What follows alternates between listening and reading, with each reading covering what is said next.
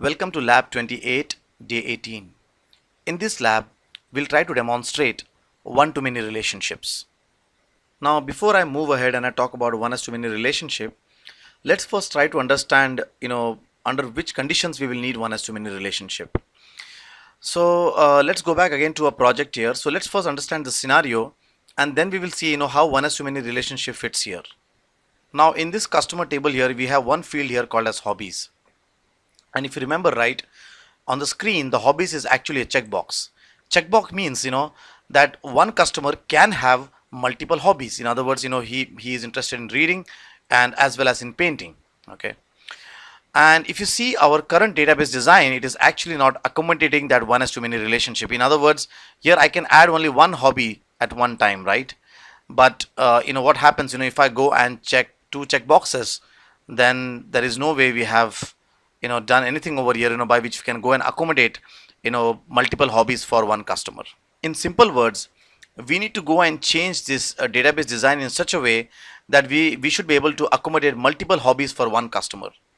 Or putting it in other words, the relationship between hobbies and customer is one as to many. In other words, one customer can have multiple hobbies. So what we'll do is, let's go ahead and change this database design in such a way that we can accommodate multiple hobbies for one customer. So first thing what I'll do is, let me go and create a very simple hobby master table, and then we will go ahead with the one is to many relationship design here. So let us first go ahead and create a new table here.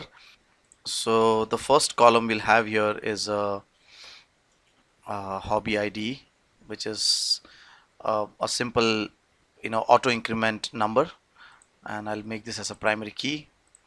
In case you are not aware of primary keys, foreign keys, please go ahead and first look at the SQL Server videos and then come back here. Okay. And second, we'll have a hobby description, so like, okay, and this I'll name it as hobby master.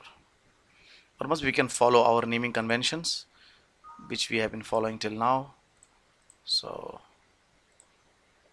okay, so we'll make it as hobby master. I thought that our naming conventions are TBL, so this is fine, right? And this number, right, we'll make it as auto increment here. So I'm going to say that this is identity on, which means it's auto increment number, right? Save this. So let's go ahead and fill some hobbies here. So I'll just go and add some records. So I'll say this is reading, swimming, riding. So some hobbies here. I've just watching movies. At least that's my favorite hobby. Right. So I put some hobbies over here. Now what we need to do is, we need to now go back again to our table here, and we need to make a connection of one as to many between this customer table and between this hobby master table here, right? So what we'll do is, let's go to our customer table here, to our customer table design, and the first thing what I would like to do is, I'd like to get rid of this hobbies from here for now. So I'll go and delete this column from here, and I'm going to go and save this. And the next thing what I would like to do is, I would like to go and create one more table here, which will actually represent customer hobbies, right? So I'll go and create one more table here. So it will have three fields. One field is nothing but a simple auto increment ID, just to represent the primary key. So this is one field I will have here. The second field I will have is the customer ID, for which we're going to go and save these hobbies. And the last one we'll have here is the hobby ID. Okay, so I'll name this as customer hobbies, right? Now the next thing what we need to do is, we need to go and connect this customer with this customer hobbies with a one as to many relationship, right? So I'll just go and close this for now, close this, and let's go ahead and open our database diagram here, right? Okay, and let's go ahead and add that table, that is customer hobbies, right? And also let's add the hobby master here, right? So You can see that how our database design is improving now. So the first thing is, that whatever hobbies, are going to be present in this customer hobbies table, should come from this hobby master. So the first thing is I'm going to go and drag and drop this hobby ID over here, saying that yes, all the hobbies will come from the hobby master. Okay. Okay. Okay. Save this. And now the next thing is, we need to make a one-to-many relationship between this customer and customer hobbies here, right? So first thing, this my ID, which is actually a unique field, if you remember, this my ID was a unique field, right? So the first thing is, in order to create a one-to-many relationship, right, we need to ensure that we have one primary key over here. So currently we don't have any field which is a primary key. So what we'll do is we'll go and make this my ID as a primary key, and let's take this opportunity to go and name this as ID, because my ID does not look to be a proper naming convention, right? So I'm going to go and just change this to my ID here. I'm going to save it. So remember that whenever you go back and see your design, and if you find that there are some funny naming conventions which you have put, right, always try to ensure that you go and change them, so that tomorrow when new developers come in, they will understand. For example, you saw that previously we made this column as my ID, but I ensured that this time I have changed this to ID, so that if tomorrow someone sees it, right, he will understand what this ID means. So whenever you go back to your code, right, and if you find that there is something funny, please try to go and change that and make the code better, right? So we have made this ID as a primary key. I'm going to take this and create a one-to-many relationship with this customer ID over here, right? Save it. Great. So what do we have now here? Just very quickly for everyone. So we have the customer table, and this customer will have many hobbies, and the hobbies will come from the hobby master, right? So the way this thing will now go is, let's go and see. Let's go and put some records here. So let me just go and execute this. Sorry, now I've renamed the column, so I'll make this as ID. Execute. Yeah, there is no hobbies now. Right. So now, the way the data will be entered into our customer hobbies is something like this. All right. So now let's say that, let's take Aditya. Now Aditya ID is 14. So I can say here, okay, the 14th customer, right, has hobby of watching movies. Now watching movies is 4, right? So 4. And the 14th customer, oh, something wrong there. So this 14th customer has hobby ID of 4, right? Then after that, okay, this does not look to be auto increment field here, right? So let's go ahead and make that hobby. Let's make it as auto increment field.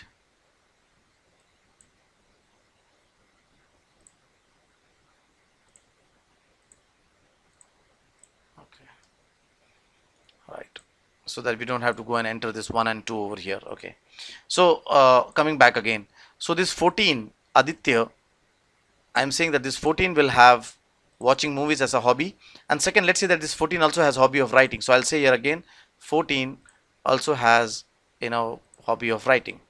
Okay, right. In the same way, let's take this guy, test 1 2 3 37. So I can say now here 37 has hobby of reading and swimming, let's say. So reading is 1 and swimming is 2. So I'll say now here 37 is interested in reading, and also he is interested in swimming, right? So now you can see that how we are able to make one-to-many relationship between the customer and the hobbies. Now just to check if how this data looks like, let's go and make an inner join here. So now if I go and just make an inner join with the customer and hobby master, just to check how it looks like. So if you now see, execute. So you can now see that how the one-to-many relationship has been maintained. So you can see Aditya is now interested in watching movies. Aditya is also interested in writing. Test 1 2 3 is interested in reading, and also test 1 2 3 is interested in swimming.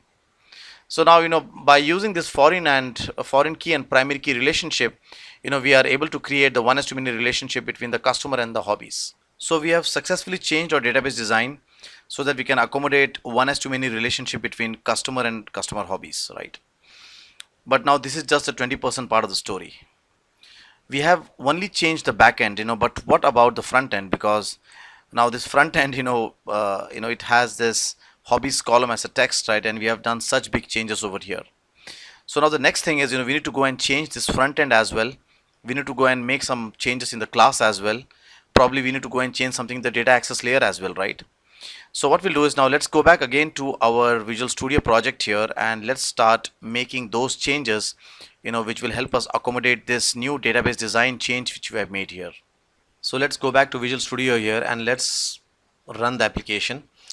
Now what we'll do is, we'll go ahead and we'll run the application. We know that the application will crash because we have done so many huge changes at the database side that this application has to crash. And as we see the crashes, we'll try to fix them up, and then we'll try to go and accommodate the new database change in our code here.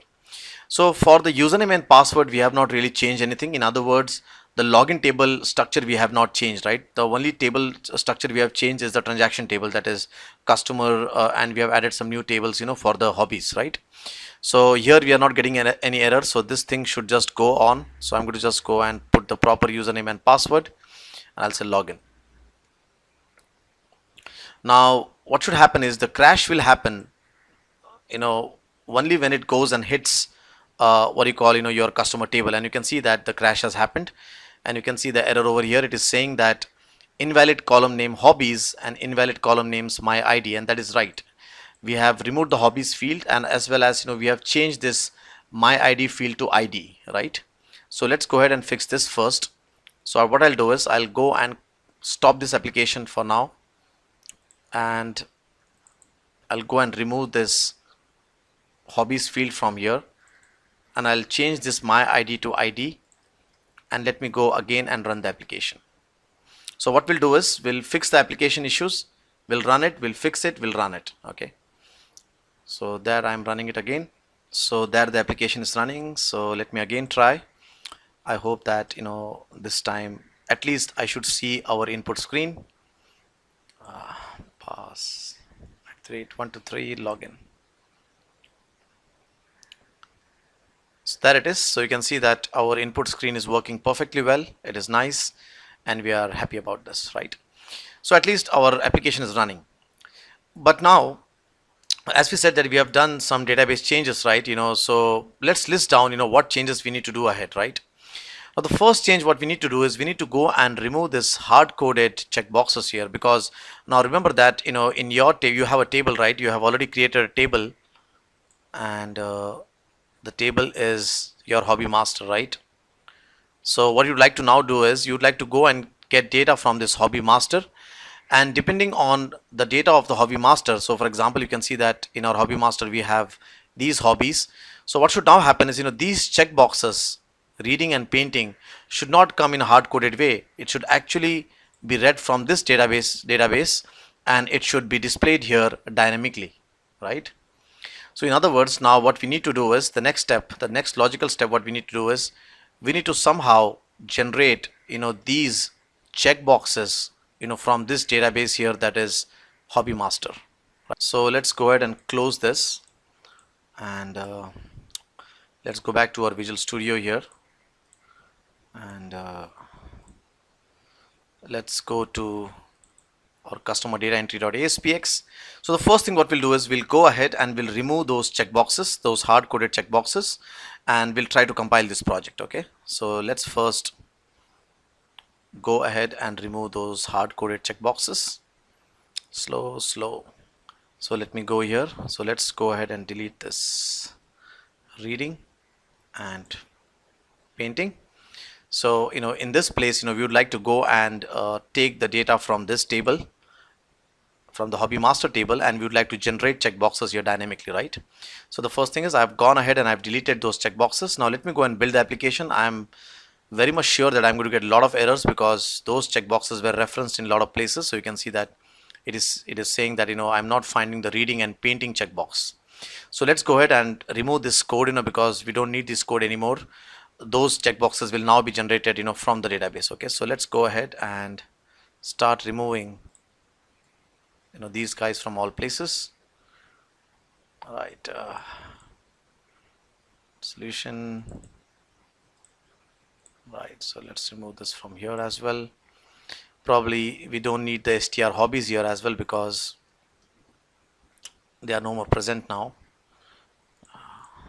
So painting, yes, don't need the painting. Right, something more there. Right, so what I've done is I've gone ahead and I've removed uh, you know the checkboxes, the hard-coded checkboxes, that is hobbies, and that is the hobbies checkboxes, that is painting and whatever it was reading. Okay, so and I can see that the solution is also compiling well. So let me just go ahead and run this solution here. Remember that this thing what we are trying to do is a big thing. Okay, so we have to go step by step slowly, and I do understand that you guys are freshers who are watching this video, so I just want to be very slow and short and sweet, so that you don't fall apart anywhere. Okay, so I'll just go and again put shiv and pass at the rate 1 to 3, and what should happen is I should see the screen, but in the screen currently those checkboxes are eliminated, so we are able to run the application, but we need to ensure that these checkboxes are also present, right? So good, we have also completed the second logical step. Okay, so now that we have this empty area over here, okay, and in this empty area we want to go and create checkboxes using this data. For that, what we would need is we would need a panel here. Okay, so what we'll do is we'll go ahead and we'll create a very simple thing here called as a panel. So now what exactly is a panel? A panel, you can think about, is a container. A container, where we can go and add checkboxes, we can add buttons, we can add combo boxes, you can add any kind of user control over here. So what we would like to now do is, in our application now you can see that we have added a panel here. So the next logical step what we would like to do is, very quickly, let me explain you. In this panel, in this container, so in this area over here, right? So just let me explain you visually because it's sometimes very difficult to visualize. So this is where our container is, our panel is, right? So what we'd like to now do is we'd like to go and read the values from this database and add checkboxes dynamically inside this container over here, right? So that's a very complicated part. So that's our next step what we would like to do, right? So let's close the application here.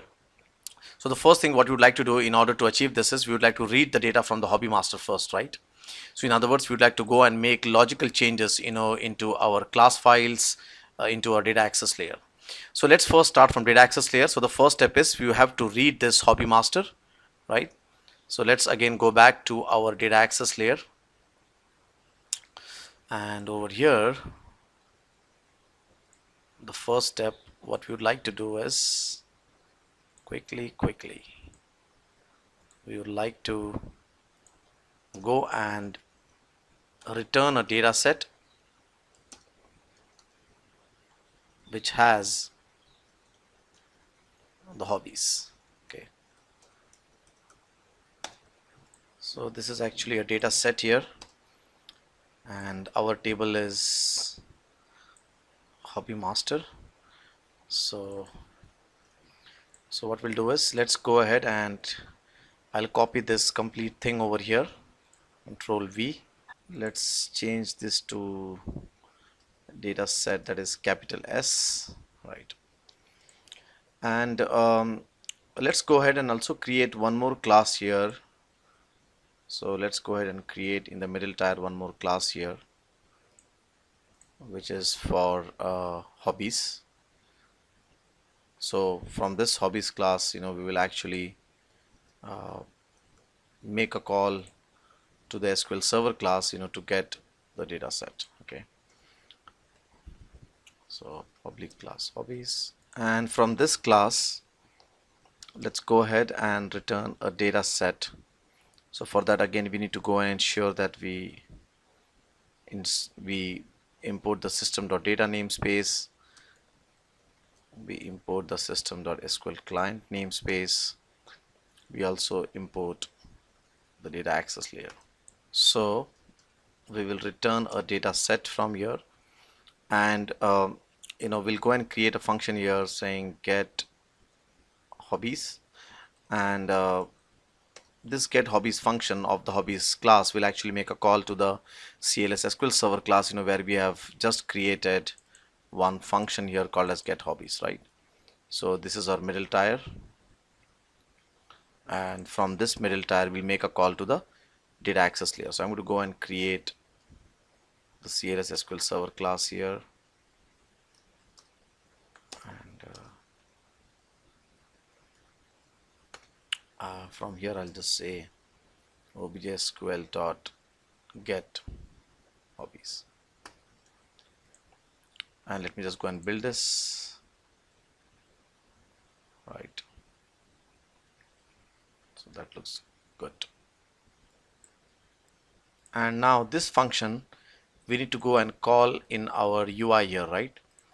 So in our UI what we need to do is actually we need to go and call this function and load our checkboxes inside the panel.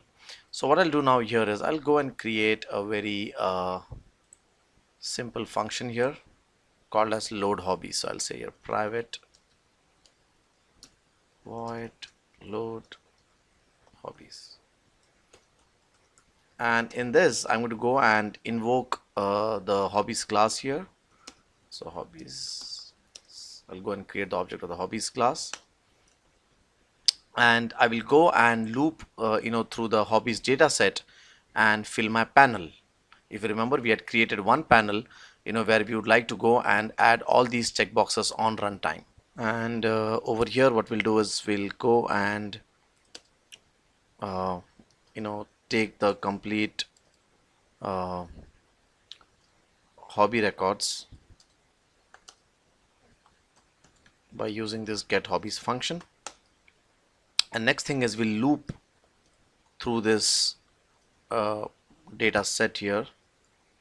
So we'll say obj row in obj hobbies dot tables dot zero dot rows.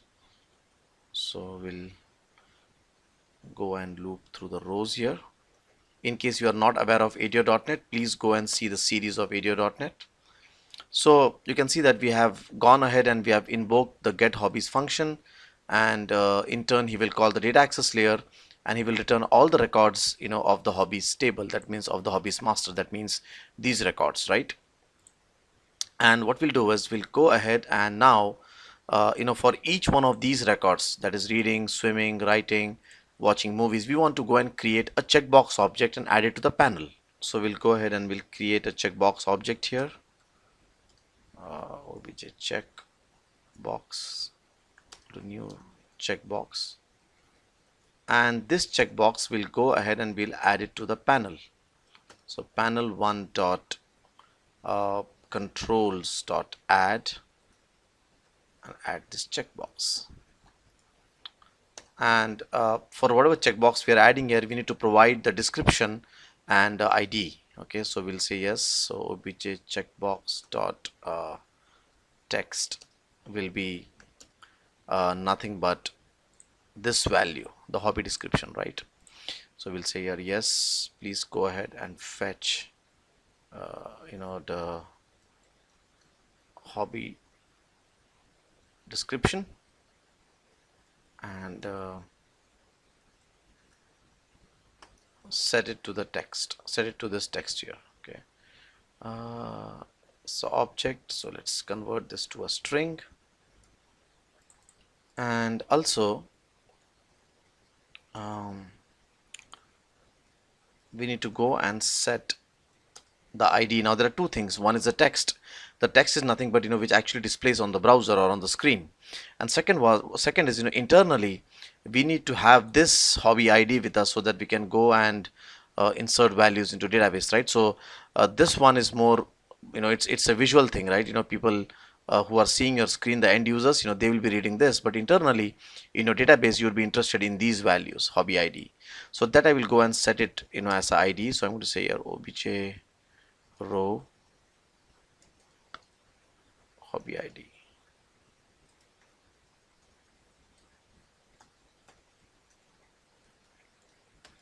So the hobby ID is set to the ID of the checkbox, and the visual text is nothing but the hobby description, right? And this load hobbies I'll go and call in the page load. Let's say a load hobbies, right? So let me just go and build this first. So build solution. I hope that we don't have any defects. So no defects, that is good. So there our application is running. So let's see if it works. Login. There are some errors there, and this error is because we have done some blind copy paste here. So let's go ahead and fix that. If you remember right, in our get hobbies function here, we copy pasted the code, but we did not change the table name here, right? So this get hobby should actually call the table hobby master, right? So I'm going to go and change this to hobby master, right? Let me again go and build this. I hope now there shouldn't be any errors, right? Wrong password.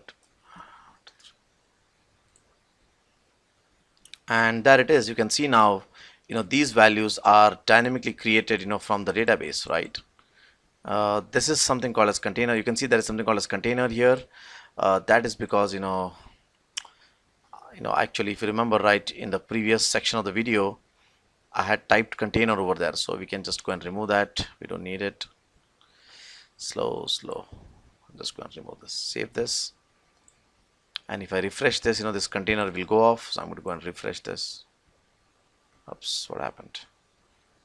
Save it. Yeah. So why is the container not going? Let me just relog in. So there, the container word has gone, so it is good. Now you can see how these values are generated from the database. In other words, if I go and if I add tomorrow here one more record, let's say. So let's say I go and add here music. Okay. Now if I go and refresh my page over here, you can see the music is now seen. So in other words, now these checkboxes are dynamically generated on the fly and seen on the UI. So till now, what we have done is we have done all the database changes which can accommodate this one-to-many relationship between the customer and the hobbies. And second, we have done some changes on the UI side, and we can see now that at least the values of the hobbies are coming dynamically from the database, and it has been displayed on the screen, right? Now the other part is, or the main part now is, basically we need to go and ensure that this add, update and delete works properly, right? Now that's again a very big video, in other words, there are lots of steps over there. It's not so easy. So what we'll do is let's go ahead and close today's day. So we're going to go and close lab 28 for today. In other words, for this day, we have done the database changes, as well as we have ensured that we can see those checkboxes dynamically on the screen. What we'll do in lab 29, we'll go and discuss about update, delete and add functionality, for this one-to-many relationship, right? So let's halt this lab here, because I don't want to make this lab big, make it a 40 minutes labs or 50 minutes lab. So let's go ahead and halt this lab, and in the next lab, lab 29, we will see that how we can go and implement the update functionality using the one-to-many relationship. Okay, so currently I'm not going to go and do any kind of code for add, update, delete. We'll do the same in lab 29. Okay, so I hope that you enjoyed this video. In the next video, we will try to implement add, update and delete functionality for one-to-many relationship. Thank you so much.